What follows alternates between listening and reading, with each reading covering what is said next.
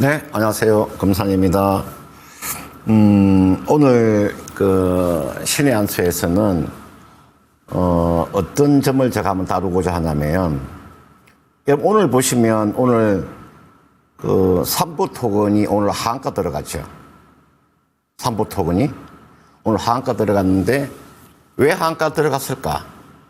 물론 우리가 반기에서 지금 의견 거절이 나와서 오늘 하한가 들어갔지만 그 이전에 이런 종목을 하한가 들어가기 전에 이런 종목을 매매 안 되는 종목을 가지고 매매했기 때문에 이런 결과가 나온 거잖아요.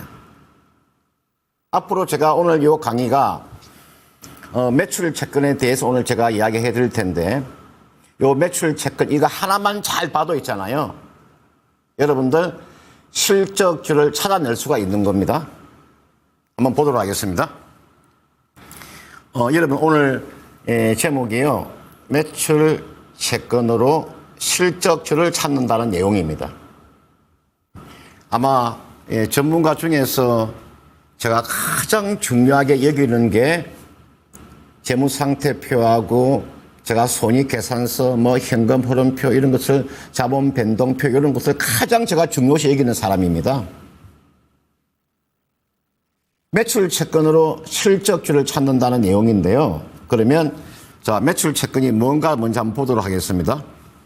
이게 나와 있는 매출 채권의 용어입니다. 뜻이 어떤 거냐면, 기업이 상품이나 서비스를 판매한 후 대금을 받지 못한 상태에서 발생되는 채권입니다. 기업이 상품을 매출하고 대금을 받지 못한 상태입니다. 외상으로 판매했으면 그게 외상 매출금이 될 것이고, 그 다음은 어음을 받고 매출했으면 받을 어음이 될 것이고, 그죠? 그러니까 지금 기업이 상품을 매출하고 돈을 받지 못한 상태, 딱 두 가지가 있습니다. 외상 매출금하고 받을 어음 두 개가 있을 겁니다. 한번 볼까요? 이게 나와 있는 지금 요 매출 채권에 대한 이야기 해드리고요. 이게 매출 채권의 종류입니다. 여러분들 재무상태표에 들어가면은 재무상태표에서 자산이 두 가지로 나누어지잖아요, 그죠? 유동자산하고 비유동자산으로 나누어지는, 제가 한번 볼까요? 한 삼성전자를 예를 들어서 한번 제가 한번 볼게요. 이게 지금 삼성전자입니다. 삼성전자 딱 재무구조 들어가시면요, 맨 위에 보세요. 이게 보시면은 이게 나와 있는 게 이게 재무상태표입니다. 오늘 요 강의를 여러분 잘 보세요. 저는 조만간에 아마 건설주 몇 종목이 아주 위험한 상황으로 갈 수 있다고 저는 보는데, 제가 왜 건설주 몇 개 종목이 위험한 상황으로 갈 수 있다고 이야기해 드리냐, 아주 위험한 상황에 와 있는 종목이 많습니다. 이게 보시면 이게 유동자산이 있고 비유동자산이 있잖아요, 그죠? 재무상태표 안에 맨이 보시면 이게 유동자산이 있고요. 그 다음은 비유동자산이 있어요. 여기에 요 유동자산을 제가 클릭을 해보겠습니다.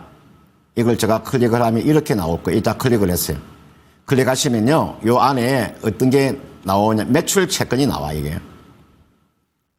2021년도, 2022년도, 2023년도, 2024년도, 45조, 41조, 43조, 48조, 삼성전자의 매출 채권입니다. 45조, 41조, 43조, 48조.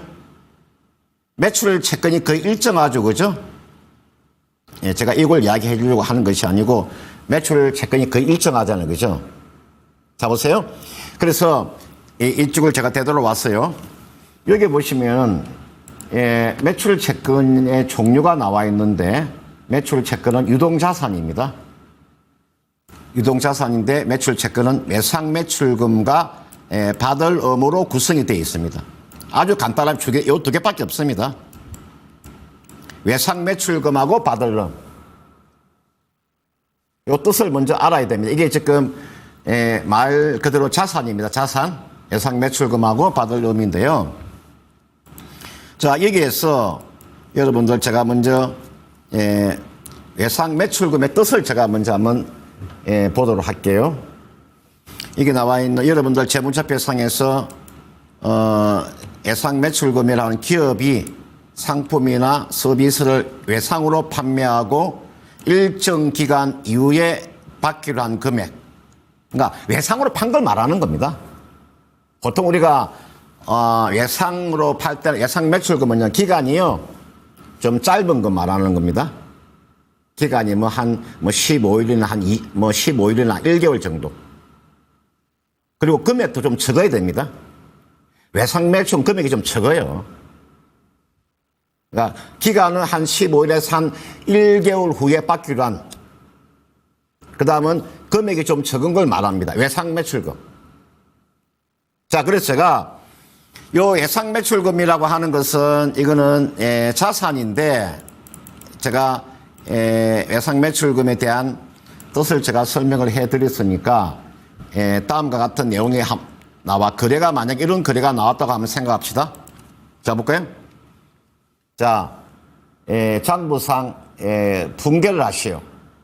제가 지금 재무 상태표나 손익계산서나 현금 흐름표를 제가 강의하면서 이런 강의를 제가 해드리는 이유는요. 여러분 좀 공부 좀 하시라고 제가 말씀을 드리는 겁니다. 어떻게 재무 상태표가 구성이 되어 있는가? 어떻게 손익계산서가 구성되고 있는가? 어떻게 여러분들 현금 흐름표가 구성되는 걸 알아야 되잖아요. 가장 기본적인 거예요. 주식의 가장 기본적인 거라고. 거래라고 하는 게 이거 제가 장부상 분개라고 하는 것은요. 우리가 차변을 여러분들 차변과 대변이 있어요. 왼쪽을 차변이라 그러고 오른쪽을 대변이라 그래요. 분개라고 하는 것은요. 나누란 뜻이에요. 차변과 대변으로 나누어라 이 말이에요. 이게 회계의 가장 기본적인 겁니다. 회계의 가장 기본적인 거 제가 공부를 시켜드리는 거예요. 자, 여러분들 오늘이 여러분들 8월 19일입니다. 8월 19일 금산상사의 상품 100만 원을 외상으로 판매하다. 이런 거래가 발생이 됐어요. 여러분들 아마 기업에 회계를 담당하시는 분들이 있잖아요. 기업의 회계를 담당하시는 분들은 가장 기본적인 거죠.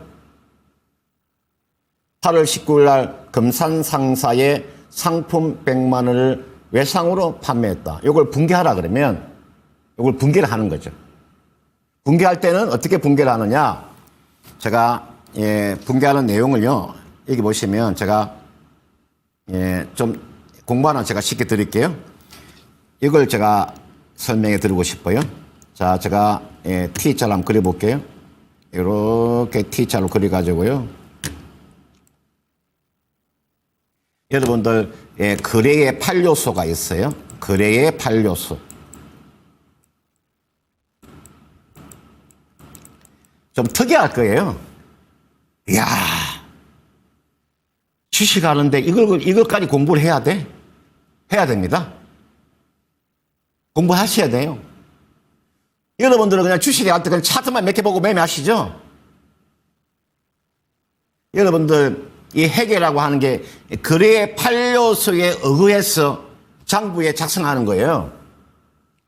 손익계산서하고 재무상태표가 어떻게 지금 이렇게 만들어졌는가를 알려면요. 가장 기본적인 내용을 알고 계셔야 돼요. 이게 거래의 8요소예요.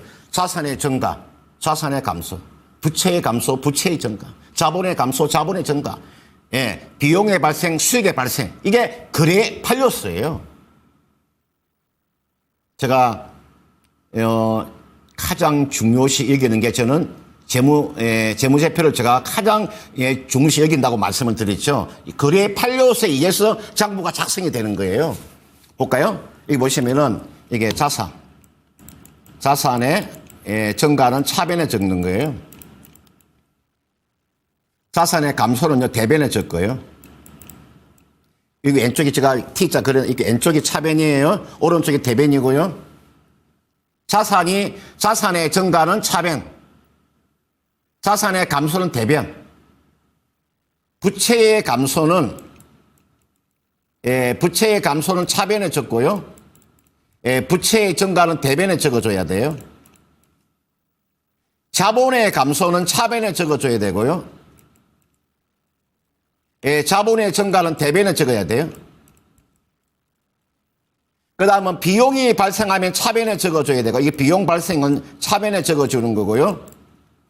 수익 발생은 대변에 적어줘야 돼요. 그래서 이제 머릿속에 거래의 판료서, 자산의 증가, 자산의 감소, 부채의 감소, 부채의 증가, 자본의 감소, 자본의 증가, 비용 발생, 수익 발생. 이게 거래의 판료서입니다. 1, 하나, 둘, 셋, 넷, 다섯, 여섯, 일곱, 여덟. 판료서네. 거래의 판료서. 기본적인 거래의 판료서입니다, 이거. 이걸 달달달 애워두셔야 돼요. 여기에 의해서 장부가 작성이 되는 거예요. 어렵습니까? 저는 우리나라의 웬만한 삼성전자의 재무제표 있잖아요. 삼성전자의 재무상태표하고 저는 손익계산서 있잖아요. 딱 30분이면요. 다 읽어낼 수 있어요. 30분이면 삼성전자의 핵이 있잖아요. 제가 30분이면 내가 다 이해할 수 있어요. 아, 이렇게 구성이 되어 있구나. 삼성전자의 재무상태표가. 아, 삼성전자의 손익계산서가 이렇게 구성되어 있구나. 난 30분이면 저는 다 이해할 수 있어요. 그 정도로 재무제표를 잘 보셔야 돼요. 그만큼 주식이 어려운 거예요. 요 거래의 판료서에 의해서 장부가 작성이 되는 거예요.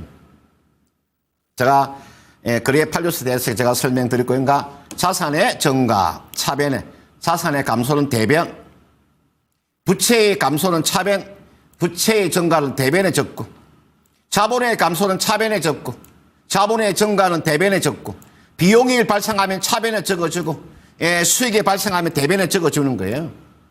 차변, 대변을 제가 이야기해 드렸습니다. 자, 그 다음. 그래서 요걸 제가 보고 있잖아요. 아, 요걸 보고 제가 요걸 가지고 이제 분개를 한번 해보는 거예요. 기업이, 자, 거래가 발생이 되어 있잖아요. 그죠? 자, 볼까요? 8월 19일 날 금산상사에 상품 100만 원을 외상으로 판매하다. 그러면 이걸 분개를 하는 거예요. 분개해 볼까요? 자, 그러면은 분개하면 어떻게 될까요? 자, 이게 상품이 나갔죠. 그죠?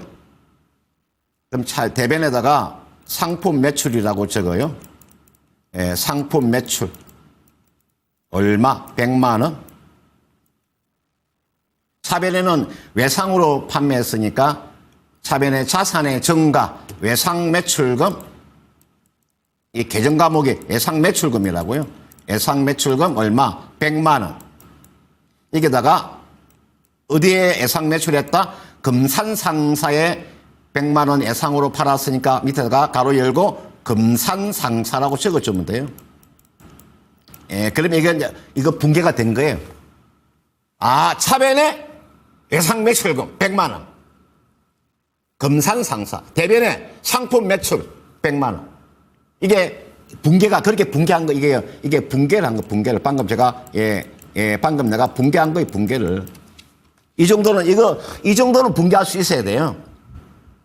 주식 하시는 분들이 이 정도 하나는 분개할 수 있어야 된다. 이거는 가장 기본적인 걸 이야기하는 거예요. 모르고 계시는 분들은 기본을 모르고 계시는 거니까요. 거래가 발생이 됐을 때 어떻게 분개를 할 것인가. 내가 기본적인 이 정도는 알고 계셔야 된다는 걸 제가 설명을 드리는 거예요. 제가 하나 더 볼까요? 요거는 제가 아까 거래 판료서에 의해서 내가 적은 거고요. 하나 더 볼까요? 여기 보시면은 자, 제가 방금은 예상 매출금은 제가 이야기해 드렸고요. 이제는 받을 의미입니다. 그러니까 예상 매출금인데 음을 받은 거죠. 그죠? 약속음을 받았어요. 보통 이게 예상 매출금하고 받을 음이 좀 차이점은 어떤 거냐면 받을 음은요. 기간이 좀 긴 걸 말하는 거예요. 기간이 좀 커요. 기간이 3개월, 6개월, 1년 정도. 그리고 규모도 커요. 금액도 아주 크다고, 금액도. 그래서, 자, 외상 매출금 행태인데, 이건 음을 받은 겁니다. 음을 받으면 받을 음이 되는 거고, 음을 지급하면 지급음이 되는 거죠. 받을 음과 지급음이 있다는 거죠. 받을 음은 자산이고요. 지급음은 부채고요. 그 계정감은 그렇다, 이 말이죠. 그러니까, 대규모, 지금, 거래에서 음을 선호하는 거죠. 그죠? 약속음에 보면 약속음에 발행인이 있고 수취인이 있고 있잖아요. 그죠? 지급 장소가 있고 금액이 나와 있잖아요. 제가 어떠한 기업이 거래가 발생이 됐을 때 어떻게 붕괴하느냐. 나 기본적인 것만 내가 한번 설명해 준 거예요. 제가 복잡하게 전문적으로 들어가게 되면 아마 이해가 안 될 거예요. 그러니까 제가 기본적인 거는 알고 계시라고 제가 말씀을 드린 거예요. 자, 볼까요? 자, 장부상 한번 붕괴라. 이런 또 거래가 발생이 되었어요. 8월 19일 날, 금산상사의 상품 100만 원을 외상으로 판매하고, 9월 19일 날 받는 만기음을 받다. 이렇게 이제 거래가 발생이 됐어요. 그러면 회계 담당자는 어떻게 붕괴를 할까요? 이렇게 붕괴를 하는 거죠. 자, 상품을 팔았잖아요. 그죠? 이 대변이에요. 상품 매출. 상품 매출 100만 원. 그 다음 차변에는 여러분들 자산의 증가, 받을 그죠? 차변에 받을 이라고 적는 거죠. 받을 100만 원. 어디로부터? 금산상사로부터. 금산상사. 여러분들 대변에 수익이 발생했으니까 대변에 적는 거죠. 그죠? 수익이 발생했으니까 대변에 적고, 자산이 증가했으니까 자산의 증가, 차변에 받을 적는 거죠. 그죠? 이게 붕괴입니다. 8월 19일 날 금산상사의 상품 100만 원을 외상으로 판매하고 음을 받다. 그러면 차변에 받을 100만 원. 대변에 상품 매출 100만 원. 그리고 이게 어디에다가 받을 것이냐. 그게 가로 열고 금산상사라고 적으시면 이게 가장 기본적인 개념의 붕괴의 붕괴. 붕괴가 먼저 되고 난 다음에 그 다음 전개하고 다 해야 되겠죠? 가장 기본적인 걸 내가 말씀을 드린 거예요. 이 정도는 붕괴를 할 수 있어야 돼요. 자, 그러면 자 이렇게 됐잖아요. 이렇게 됐는데 예를 들어서 여러분들 있잖아요. 자, 예를 들어서 이제는 한 단계 더 나아가가지고 자, 한 단계 더 나아가서 자, 이게 보시면요. 이게 보세요. 이게 보시면 장부상 붕괴를 하시오. 아까 9월 19일 날 받을 음의 만기가 되어 현금을 받다. 아까 예상으로 팔았잖아요. 그죠? 아까 보니 여러분들 붕괴했을 때 차변에 받을 대변에 상품 매출이라고 기록을 했잖아요. 이제는 만기가 돼서 9월 19일 날 이제 여러분들 만기가 돼 가지고요. 여러분들 이제 현금으로 받았어요. 현금으로 받으면 차변에 뭐라고 적어요? 차변에 여러분 뭐라고 적습니까? 차변에 현금이 들어왔잖아. 현금 적으면 되잖아요. 현금 얼마? 현금 100만 원. 그 다음은 아까 받을 놈이 이제 없어지는 거죠. 자산이 감소하는 거죠. 대변에 받을 놈이 적는 거죠. 대변에 받을 놈 얼마? 100만 원. 그죠? 자산의 증가, 자산의 감소, 현금이 자산이고, 그죠?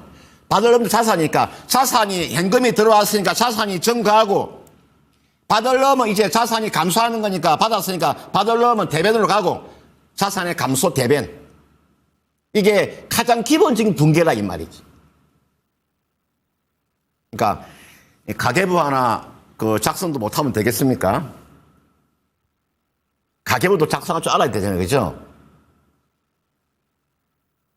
제가 방금 제가 이게 붕괴를 해드린 겁니다. 그리고요 하나 더 제가 이제 여기서 말씀드리고 싶은 것은 어떤 거냐면요, 제가 여기서 이걸 이야기 한번 해드리고 싶어요.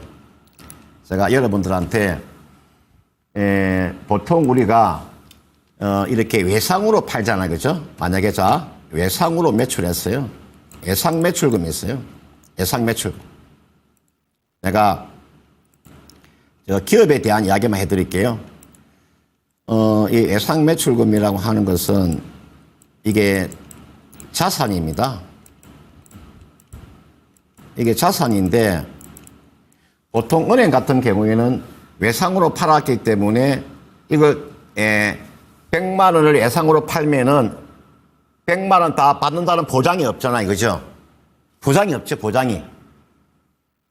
돈을 떼일 염려가 있지 않습니까, 그죠? 그래서 대손 충당금이라는 것을 설정을 하는 거예요. 내가 외상으로 100만 원 팔았는데 이 100만 원을 요 100만 원 중에서 나는 10만 원 정도를 못 받을 것 같다.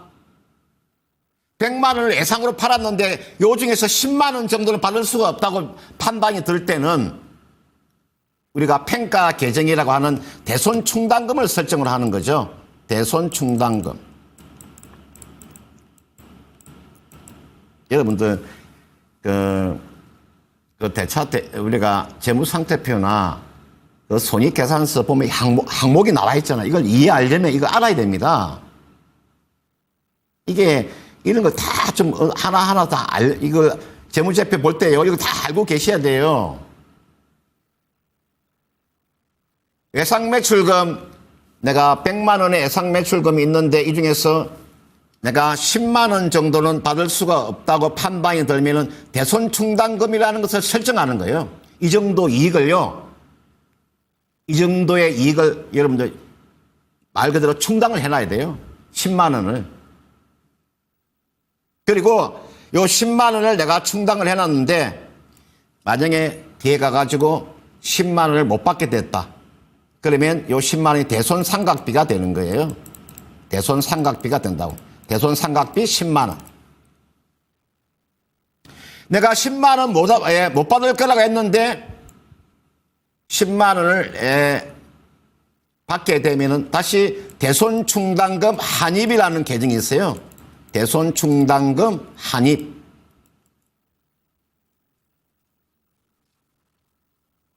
요 정도는 여러분들이 이 정도는 알고 주식을 하셔야 돼요. 그게 재무제표 상에 보시면요, 대손 충당금 한입이란 말이 들어와 있을 거예요. 대손 상각비도 있고요, 대손 충당금도 있고 다 있어요. 그 재무제표를 잘 보시면 다 나와 있어요. 그 대가면 상각, 채권, 주식 이익도 나오고요. 어려운 용어들 참 그 용어를 다 알고 계셔야 돼요. 그래야 재무제표를 보고요, 딱 보고요. 아, 저는요 주식하실 때, 나는 주식할 때 나는 딱 재무제표 보고 났어요. 아, 이 기업은 매수하면 되겠구나. 아, 이 기업은 매수하면 안 되겠구나. 아, 이게 나와 있는 오늘 여러분들 오늘 하한가가 들어간 삼부토건 같은 종목은 매매하면 안 되겠구나. 아, 태영건설 같은 종목은 매매하면 안 되겠구나. 다 알 수 있어요. 매출 채권이 지금에 대한 이야기를 좀 해드리고 있는 거예요. 요거는 내가 그냥 기본적으로 내가 공부를 시켜드린 거. 아, 예상 매출금 100만 원인데 100만 원 중에서 보통 은행 같은 경우에는 대손 충당금을 설정을 합니다. 한 10% 정도, 10만 원은 못 받을 거라고 생각해서 대손 충당금을 설정을 하는 거예요. 실제로 그 대손 충당금 10만 원 설정해놨는데 이거 실제로 돈을 못 받게 되면 비용으로 처리하는 거죠. 대손 상각비로 비용으로 처리하는 거고요. 10만 원 못 받을 거라고 생각해 대손 충당금을 설정해놨는데 돈을 받게 되면은 대손 충당금 환입이라는 계정을 설정하는 거죠. 그죠? 이게 나와 있는 이런 내용을 어느 정도 알고 하시라고 제가 말씀을 드린 거고요. 자, 그 다음 볼까요? 자, 그래서 이게 보시면요. 여기 보시면은, 여기에 이런 내용이 나옵니다. 제가 방금 요 이거 붕괴한 거 제가 한번 말씀을 드리고요. 여기에 제가 매출 채권에 대한 내용을 한번 해드릴게요. 여러분들 제가 가장 소행주 중에서 이 금산이라는 전문가가 가장 선호하는 종목이 세 종목이 있는데 피팅주를 저는 가장 소행주 중에서 저는 최고 종목이라고 봅니다. 태강, 성강밴드, 하이로코리아. 피팅주 3인방. 최근에 태강이 좀 실적이 안 좋아서 주가가 내려왔는데 걱정하지 마세요. 제가 그 재무상태표를 보고 말씀을 드린 거 지금요 성강밴드나 태강이나 하이로코리아가 대한민국에서 소행주 중에서는 탑픽 종목이에요. 그거는 재무제표를 보면 알 수가 있는 거죠. 재무제표 보면 알 수가 있다니까. 제가 방송에서 하는 이야기가 그냥 아무렇게 이야기하는 거 아니에요. 근거를 가지고요. 재무상태표나 손익계산서나 현금흐름표나 자본 변동표를 보고 난 이후에 내가 말씀드리는 거예요. 그래서 피팅주 3인방이 소행주 중에서는 탑픽 종목이구나를 제가 이야기해드리고 싶은 거예요. 요 중에서 제가 한 종목을 제가 예를 들어서 한번 설명을 드리면 이게 보세요. 제가 이게 하이로코리아라는 종목 있잖아요. 한번 볼게요. 하이로코리아 이게 들어가셔가지고 있잖아요. 한번 보세요. 하이로코리아에 이게 재무상태표 들어가면 이게 재무상태표입니다. 제가요 얼마나 이걸 중요시 여기느냐. 조심스럽게 주식을 하세요. 여러분 피 같은 돈입니다. 여러분들 돈 1,000만 원 벌기가 하늘의 별따기예요. 돈 벌기가 그렇게 어려워요. 그렇게 어려움에도 불구하고 주식을 매수할 때 여러분들 1분도 고민하지 않고 베팅하는 사람들이 있습니다. 최소한 주식을 매수하시려면 최소한요 5시간이나 6시간 정도 기업을 분석하고 난 이후에 주식을 하세요. 아무 종목에 베팅하지 마시고요. 이거 보세요. 이게 하이로코리아예요. 이게 하이로코리아에 재무상태표 들어가시면 맨 이 칸에 보시면요. 유동자산이 있어요. 유동자산 안에 보시면 여기요. 이게 매출 채권이 보세요. 매출 채권이 일정하죠. 2021년도에 367억, 그 다음은 446억, 그 다음은 449억, 그 다음은 474, 이게 여러분 일정하죠. 그죠? 매출 채권이 일정하잖아요. 매출 채권 관리를 잘한다는 뜻이에요. 이 기업은 매출 채권의 관리를 잘하고 있구나. 여러분들 매출 채권의 관리가 되지 않으면은 받을 돈을 받지 못하게 되면은 문제가 심각해지는 거죠. 제가 좀 이따가 왜 태영건설이 그렇게 되었는가를 제가 설명해 드릴게요. 왜 태영건설이 지금 거래 정지가 되었느냐 말이죠. 여러분 오늘 지금 여러분들 지금 보유하고 있는 종목이 있잖아요. 현재 여러분이 지금 보유하고 있는 종목 중에서 여러분 이게 재무상태표 들어가서 매출 채권이 한 100억 있다가 300억 있다가 500억 되는 그런 기업을 당장 매도하세요. 매출 채권이 계속 증가하는 기업들이 있어요. 매출은 그대로 있는데 매출 채권이 계속 늘어나는 기업은요 얼마 못 갔어요. 부도가 날 확률이 굉장히 높은 기업들이에요. 모르셨죠? 이 안에 모든 게 답이 다 있어요. 요 안에 답이 있어, 답이. 그러니까 요 매출 채권은요 일정하게 매출 채권이 유지가 돼야 돼요. 그게 매출 채권을 관리를 잘하는 기업들이에요. 그러니까 이게 나와 있는 하이로코리아 같은 이런 기업들 보세요. 이런 기업들은 요 매출 채권이에요. 보세요. 일정하죠. 그죠? 그걸 제가 이야기해 드리고 싶은 거고요. 자, 그 다음 볼까요? 얘가 하이로코리아 말씀을 드렸고요. 그 다음 이게 보시면은, 그 다음은 태영건설입니다. 태영건설은 여러분들 매출 채권 한번 보세요. 태영건설의 매출 채권이 어떻게 됐느냐? 2021년도에 5,273억 원에서 2022년도에 7,200억이고, 지난해 1조 1천억이고, 올해 1분기까지가 1조 3천억이죠. 아, 매출 채권이 계속 증가하고 있죠. 문제가 심각하다는 뜻이에요. 여러분들, 문제가 심각하다라고, 문제가. 이게 보세요. 자, 태영건설 보세요.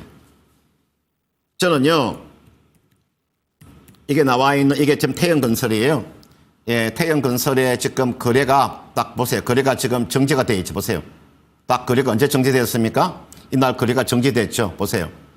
3월 달까지만, 3월 달에까지 거래되다가, 보세요. 3월 달에 딱 거래 정지가 됐죠. 거래 정지. 여러분들, 제가 실 한 가지를 말씀을 드릴게요. 저는 태영건설 이미 잡아낸 사람입니다.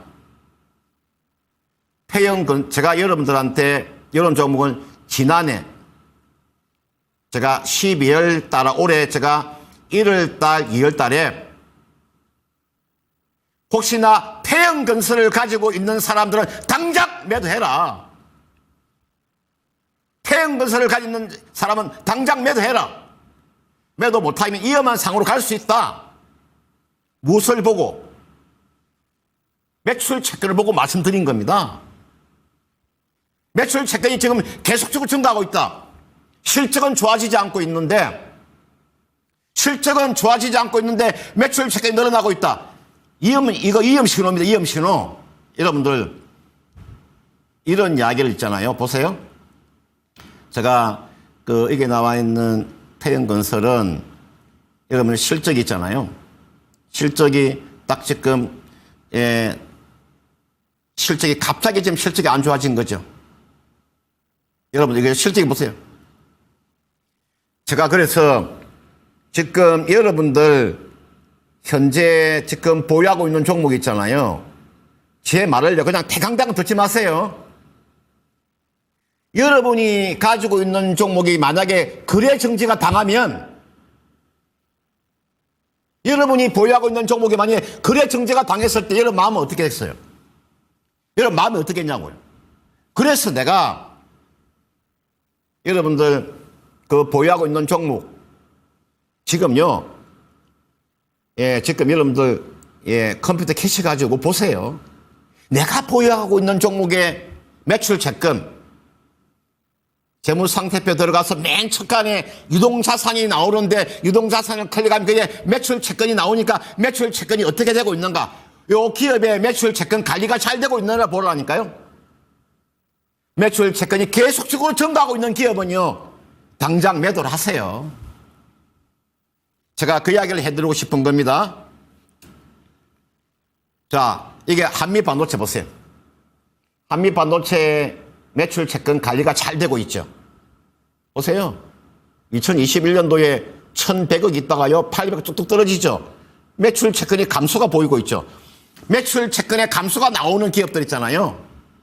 그런 기업을 매수하는 거예요. 매출은 늘어나는데 매출 채권이 계속적으로 감소하고 있는 그런 기업들을 보시면요, 백발백중 성공할 수 있어요. 그런 기업은요, 잡으면 백발백중 성공할 수 있다니까요. 수익을 안겨줄 수 있는 종목군들이에요. 자, 이게 삼성전자입니다. 삼성전자의 매출 채권 관리가 잘 되고 있죠. 45조, 41조, 43조, 48조. 안정적인 매출 채권 관리가 되고 있다는 거죠. 그죠? 이게 여러분들, 이걸 매출 채권에 최근 한 3년이나 4년 동안에 매출 채권이 안정적으로 유지가 되고 있느냐? 아니면 매출 채권이 급증하고 있느냐? 아니면 매출 채권이 감소하고 있는가? 이걸 잘 보시라, 이 말이에요. 자, 그래서 제가 매출 채권의 중요성, 매출 증가 시 매출 채권도 증가하는 것은 당연한 거죠. 근데 매출이 증가하게 되면 당연히 매출 채권도 증가하는 거죠. 이건 기본적인 거죠. 그죠? 그런데 매출은 그대로인데 매출 채권이 증가하는 기업들 조심하라 이 말이에요. 그러니까 매출이 증가하고 매출 채권도 증가하는 것 별 문제가 안 되는데 매출은 정체되어 있는데 매출은 가만히 있는데 매출 채권이 계속적으로 증가하는 있는 기업은 그런 기업은요 얼마 못 가서 아주 위험한 상황으로 갈 수 있는 그런 기업들이에요. 거기서 분식회계가 나오고 그러는 겁니다. 어디에서 분식회계가 나온다? 매출 채권에 분식회계가 나오는 거예요. 기업에서 분식회계 할 때요 어디를 가지고 분식회계 하느냐? 매출 채권 가지고 분식회계 하는 거예요. 그 다음, 매출 채권은 일정하게 유지가 돼야 된다는 거. 그렇게 뭐 거의 비슷비슷하게 유지가 돼야 된다는 거고요. 그 다음은 적자이면서 기업은 적자인데 매출 채권이 증가되는 기업은 아주 조심해라. 이거는 맨 마지막에 나오는 거. 이거 심각한 겁니다, 여러분들. 이건 심각한 거예요. 기업이 적자 기업이면서 매출 채권이 계속 증가하는 이런 기업들은요. 그만큼 재무제표가 주식이 어려운 거예요. 주식을 간단하게 생각하지 마세요. 지금 여러분들 보유하고 있는 종목 중에서 주가가 못 가는 종목군들이 이런 종목이 많아요. 매출 채권이 좀 증가되는 우리나라의 기업 중에서요. 저는 제가 항상 이야기 드리는데 300개 정도 되는 기업은 없어져야 됩니다. 양대 시장에 저는 300개 정도 되는 종목 저는 없어져야 된다고 봐요. 너무나 이 300개 되는 기업 너무나요 부실한 기업 많아요. 그런 기업을 매매하는 사람들이 있습니다. 모르니까 그런 기업을 매매하는 거야. 300개 되는 종목 매매하면 안 되거든. 그런 걸 매매하는 사람들이 있어요. 공부가 덜 된 사람들 있잖아. 공부가. 주식이 무슨 만만합니까? 이 주식 투자가 만만한 거 아니에요. 저도요, 주식을 제가 33년 동안 제가 주식을 해왔는데요. 너무나 어려워요. 공부하면 할수록 너무나 어려운 게 주식이에요. 제가 매출 채권의 중요성에 대해서 제가 말씀을 드리고, 그 다음요, 오늘 이제 매출 채권 이 정도에서 제가 마무리하겠습니다. 그래서 제가 이제 결론을 간단하게 말씀드리면, 현재 여러분께서 보유하고 있는 종목, 오늘 밤 12시까지 내가 보유하고 있는 종목의 매출 채권은 어떻게 관리가 되고 있는가를 잘 보시고, 매출 채권이 갑자기 늘어나는 그런 기업들은 되도록이면 매도하고 빠져나와라. 내가 이 이야기를 해드리고 싶은 겁니다. 저는 조만간에 건설주 몇 종목 아마 상당히 어려운 사고로 갈 겁니다. 오늘도 지금 제약바이오 종목 중에서 페트론이라는 기업이 유상증자했잖아요. 그죠? 1200억 정도 유상증자를 했잖아요. 왜 유상증자하겠어요? 재무 안정성이 떨어지는 그런 기업들이 우리나라 지금 시장에 제가 300개 정도 되는 기업은 저는 없어져야 된다고 보는데 300개 되는 종목 매매하면 안 됩니다. 자, 제가 매출 채권의 중요성에 대해서 이야기해 드렸고요. 그 다음에 이제 제가 오늘 이제 두 번째 1부가 끝났고 이제 2부에 들어가겠는데 제가 주식 투자 노하우 몇 가지를 말씀을 드릴게요. 제가 주식 투자 노하우 몇 가지를 제가 말씀을 드리고 싶은데 오늘 요 강의가 여러분들한테 살이 되고 좀 피가 되시길 바랍니다. 제가 우리나라에 지금 상장되어 있던 해외 기업들입니다. 제가 간추려 놓은 겁니다. 제가 이보다 훨씬 더 많은데 내가 이렇게 간추려 놓은 거예요. 우리나라에 상장되어 있는 해외 기업 중에서 상장 폐지가 된 기업들이에요. 이 기업들 제가 보니까 여러분들 연합가기, 중국 식품공장, 포장, 성융 강정투자, 완리, 중국 고섬, 차이나 하오란, 중국 온양자은, 차이나 그레이트. 여러분들 2011년도에 이게 나와 있는 이게 중국 고섬이라는 종목이 있죠.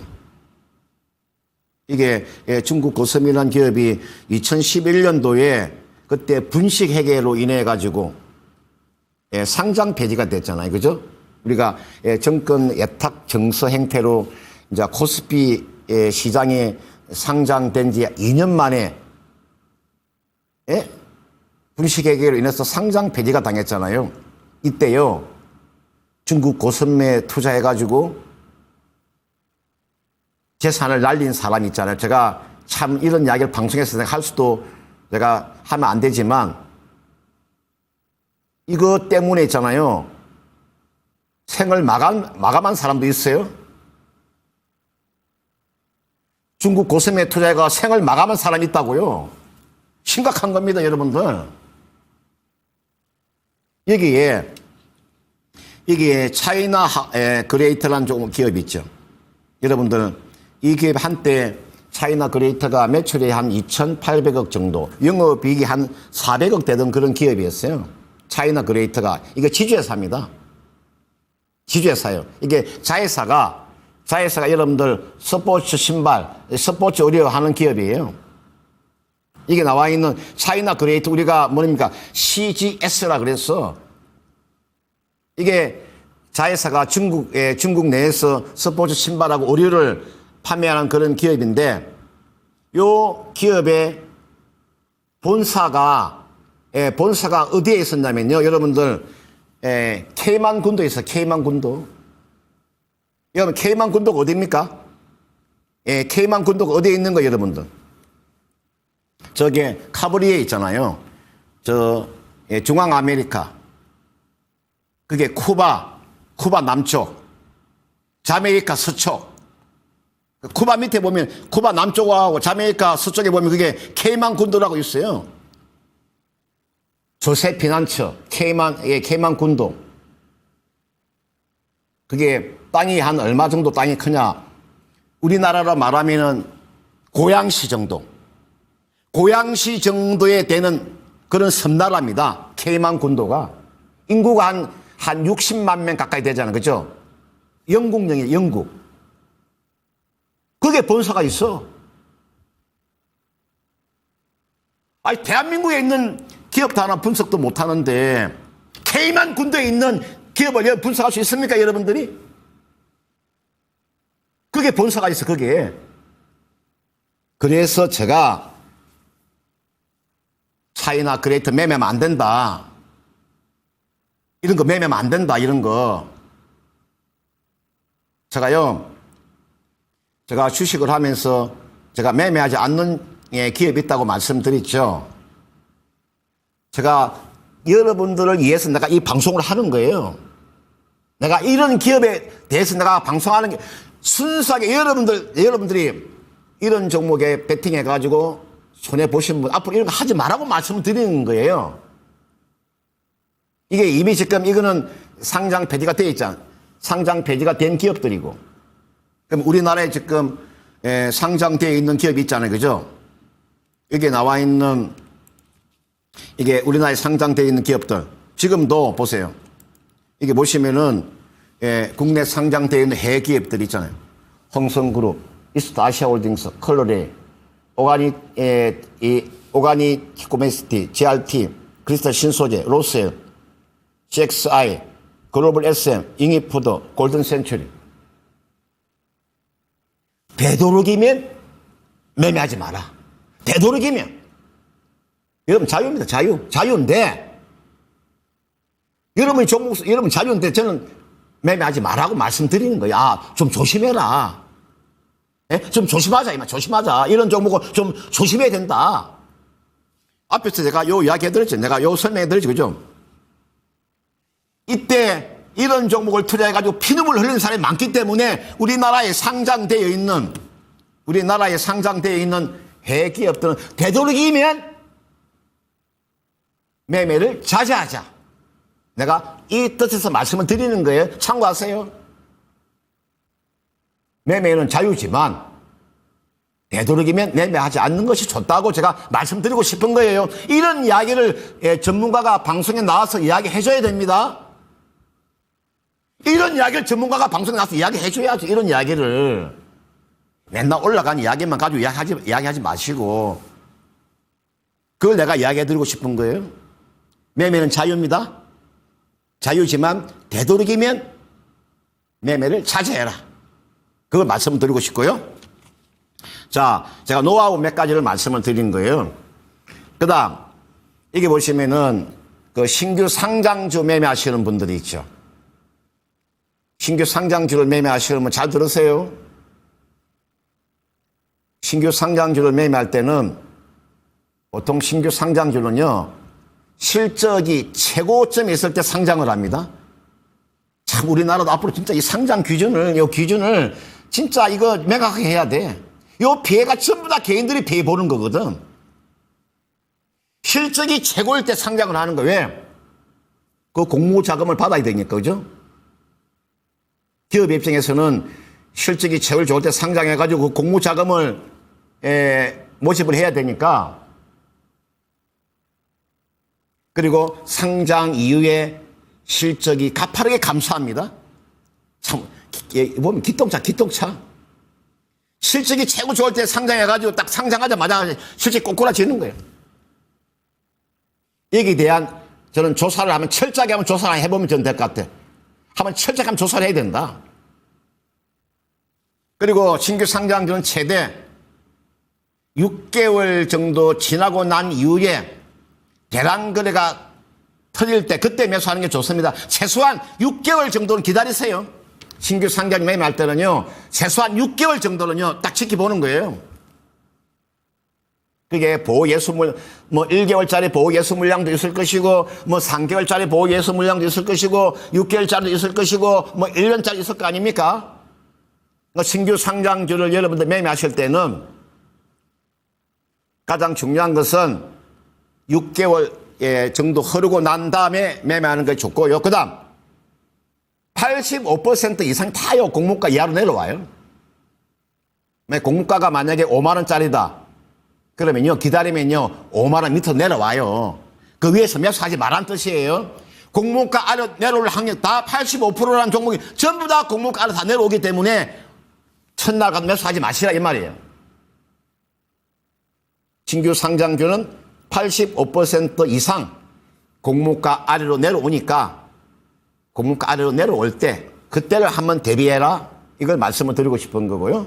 그 다음 제가 이제 마지막으로 이게 보시면은 이제 신용 미수의 종착역이라는 이야기를 한번 해드리고 싶어요. 지금 신용과 미수로 지금 주식 투자하시는 분이 많으신데 자살행위입니다. 제가요, 이것도 실화 한 가지를 제가 말씀을 드리게 실제로 있었던 이야기입니다. 제가 실제로 있었던 이야기예요. 여러분들 현대차 있죠? 이 우량한 현대차를 2020년 3월 달에 A라는 사람이 11만 6천 원에 신용으로 주식을 샀어요. 신용으로. 신용이 뭔지 아시죠? 신용. 자기 돈이 1억이고, 자기 돈 1억에다가 신용을 2억을 가지고 현대차 주식을 산 사람이 있어요. 자기 돈 1억. 증권회사에서 1억 신용으로 2억이 돼, 2억. 2억을 가지고 현대차 주식을 가지고 있는 분이 있었는데 코로나가 3월 19일 날, 코로나가 절정을 이룬 날 3월 19일 날 여러분들 현대차 주가가 그 코로나 시절의 주가가 얼마까지 빠졌느냐. 11만 6천 원에 신용으로 땡긴 게 매수한 이후에 6만 5천 원까지 하락했잖아요. 그러면 증권회사는 반대매매 나가죠. 그러면 증권회사가 이러면 반대매매가 나가잖아요. 신용의 140%가 넘어가게 되면 반대매매가 나가는 거죠. 반대매매가 나가서 깡통이 된 사람이 있어. 깡통이 됐는데 그 다음에 더 눈물겨운 것은 마이너스 43% 하락한 이후에 다시 주가는요, 10개월 만에 주가가 28만 9천 원까지 상승했다는 사실이에요. 한번 생각을 해보세요, 여러분들. 11만 6천 원에 사가지고, 신용으로 사가지고 6만 5천 원까지 빠지면서 반대 매매가 나가 깡통이 됐는데, 깡통이 되고 난 이후에 주가가 10개월 만에 다시 100% 이상의, 이때 그냥 자기 돈으로 가지고 있었으면은, 자기 돈으로 그냥 가지고 있으면 100% 수익이 날 텐데 말이죠. 이런 경우가 있었다 이 말이에요. 이런 경우가 있었기 때문에 되도록이면 여러분들 신용이나 미수하지 마시고 자기 돈을 가지고 주식하세요. 왜 남의 돈을 가지고 주식하려고 합니까? 그게 생각이 잘못된 거 아닙니까? 왜 남의 돈을 가지고 주식하시냐고. 자기 돈으로 주식하셔야 될 거 아닙니까? 제가 안타까워 사는 이야기입니다. 자, 오늘 제가 마지막 결론 하나를 제가 내도록 하겠습니다. 제가 마지막 결론은요, 아까 제가 그 매출 채권에 대한 이야기입니다. 자, 보세요. 기업의 매출 채권을 보면, 실적 추정이 80% 이상 가능합니다. 아까 매출 채권을 잘 보시면, 그걸 잘 보면은 이 기업이 앞으로 실적이 좋아질 것인가 나빠질 것인가에 대한 80% 이상의 추정은 가능합니다. 따라서 기업의 매출 채권을 보면 실적 추정이 80% 이상은 가능하다. 오늘 여기까지만 하도록 하겠습니다. 고맙습니다.